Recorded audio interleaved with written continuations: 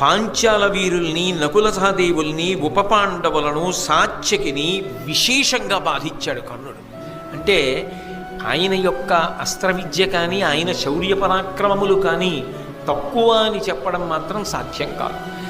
భీముడు అంటారా, మహానుభావుడు, అద్భుతమైనటువంటి యుద్ధవీరుడు.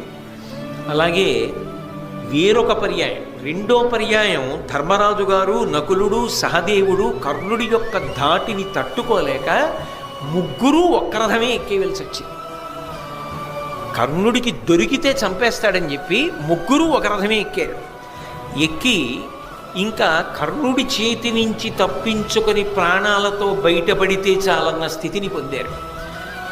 కుంతీదేవికి ఇచ్చినటువంటి మాట జ్ఞాపకానికి వచ్చి రెండో మాట దొరికిన ధర్మరాజుని, నకులుణ్ణి, సహదేవుణ్ణి మాత్రం చంపలేదు.